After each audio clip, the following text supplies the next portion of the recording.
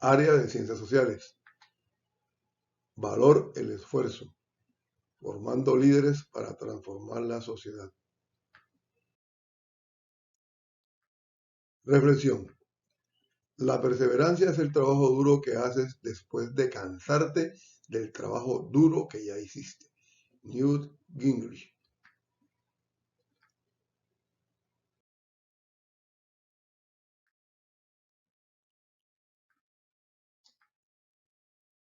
En este video vamos a trabajar la guía número 6.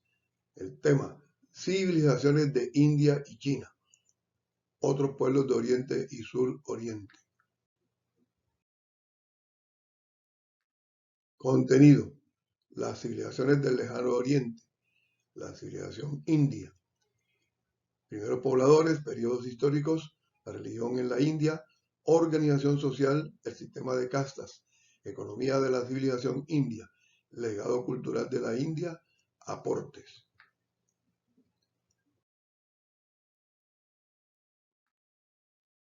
Las civilizaciones del lejano oriente. La civilización china. Primeros pobladores, origen. Organización política, organización social, etapas antiguas, imperial, cultura de la China antigua, aportes.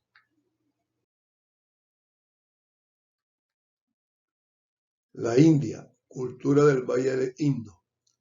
Primeros pobladores. Esta cultura fue de la civilización de la Edad de Bronce. Se desarrolló desde el año 3300 a.C. hasta el 1300 a.C. en el noreste del subcontinente indio, a lo largo del valle del río Indo. Su extensión tiene cerca de un centenar de asentamientos y dos ciudades importantes, Harappa y Mohenjo-Daro. Este conjunto comprendía el área más extensa de todas las civilizaciones antiguas, más de 1 millón de kilómetros cuadrados, y atravesó varios periodos, siendo su máximo esplendor entre el año 2600 a.C. y el 1900 a.C.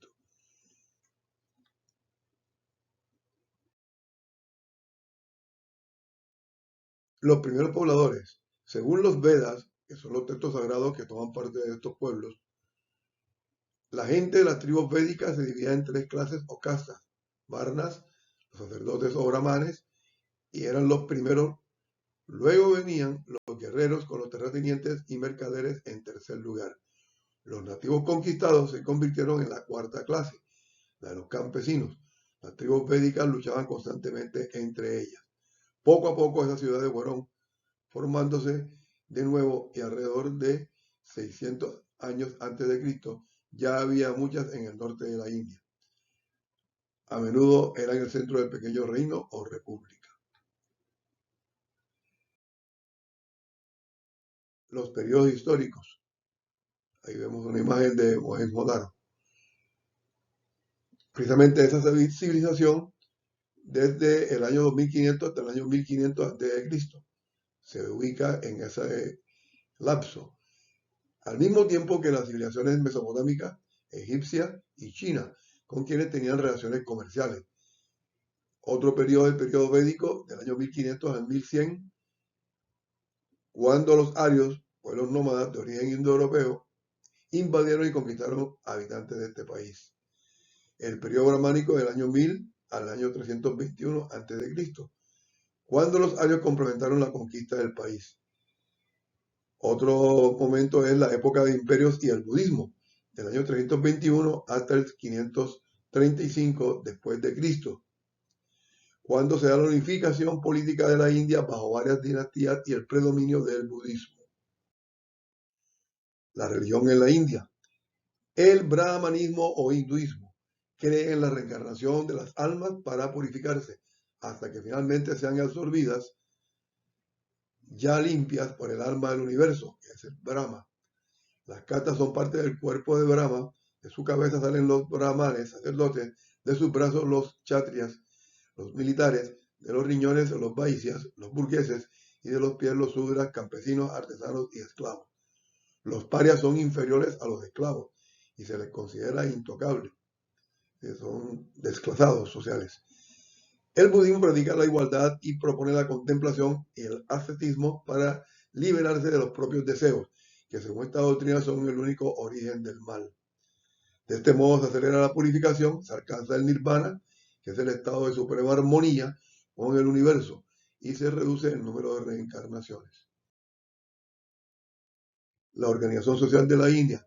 Tenemos los brahmanes, encargados de la parte espiritual del pueblo, especie de sacerdotes, encargados de leer e interpretar los santos escritos. Los kshatriyas, estos dominaban la parte militar, ya que representaban a los guerreros defensores del pueblo y del monarca. Los vaisyas, personajes que estaban dedicados a la parte alimenticia del pueblo, trabajaban como artesanos y comerciantes. Los sudras representaban la casta más baja, compuesto de campesinos y personas del pueblo. Ahí también tenemos la pirámide social característica de los pueblos de la antigüedad.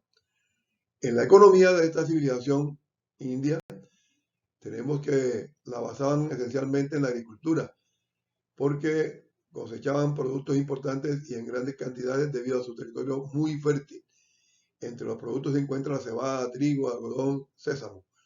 Adicionalmente se dedicaron a la cría de cabras, camellos y búfalos. También desarrollaron la alfarería en materiales como el cobre, bronce, estaño y plomo. Toda la industria que textil se quedó atrás. Todo esto unió la gran fortaleza de la comunicación terrestre y marítima con los pueblos europeos, africanos y asiáticos, lo cual contribuyó enormemente al comercio exterior de la India.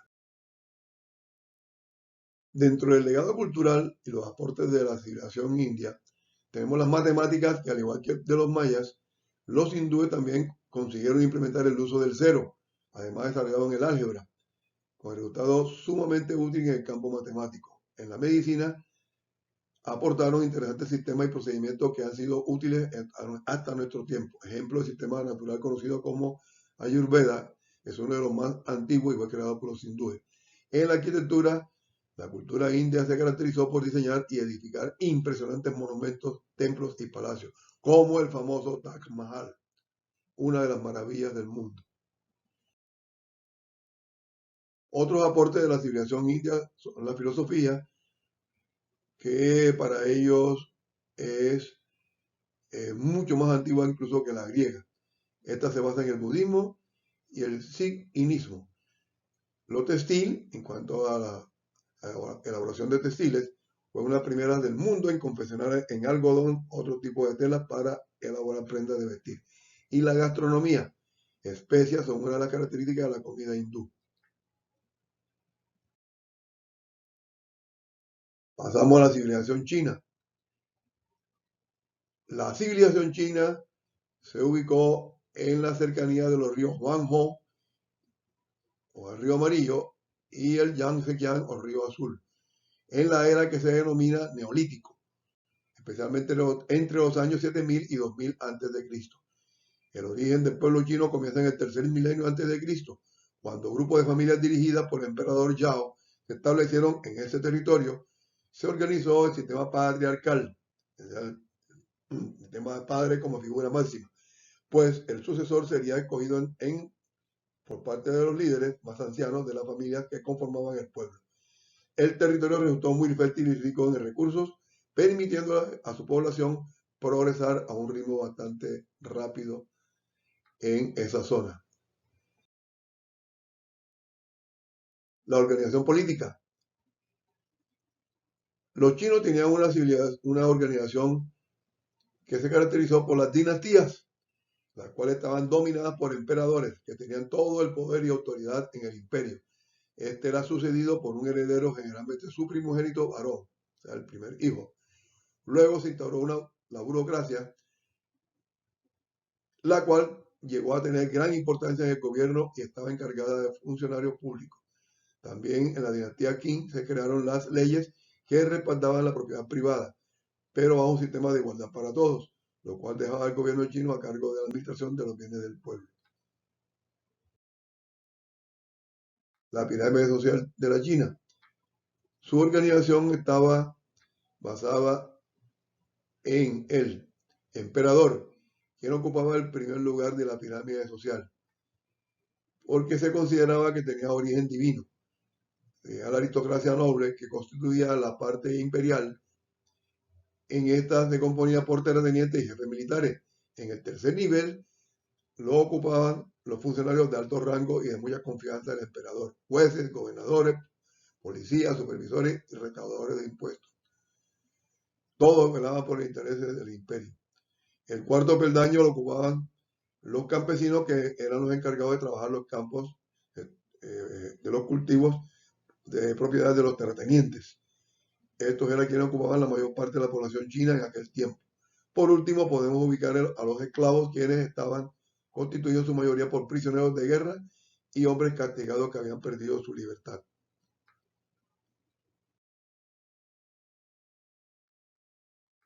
Las dinastías.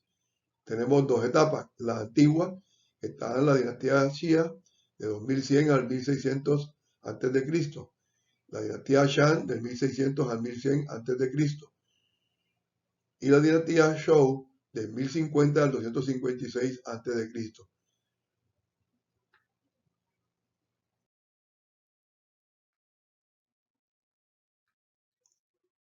Y la otra etapa, que es la etapa imperial, constituida por la dinastía Qing, que se desarrolló entre el año 221 al 206 a.C., seguida por la dinastía Han, del 206 al 220 después de Cristo, la dinastía Sui, que es del 581 al 618 después de Cristo, la dinastía Tang, del 618 al 907 después de Cristo, dinastía Song, 960 al 1279 después de Cristo, y la dinastía Yuan, 1234 a 1368 después de Cristo, y la dinastía Ming, ya más reciente, 1368 a 1644 después de Cristo, y la dinastía Qing, 1644 a 1911. Esta fue la última dinastía de la civilización china y abarcó los años 1644 al 1911 después de Cristo, comienzo del siglo XX, que se caracterizó por ser una época llena de conflictos como la guerra del opio y guerra contra el Japón.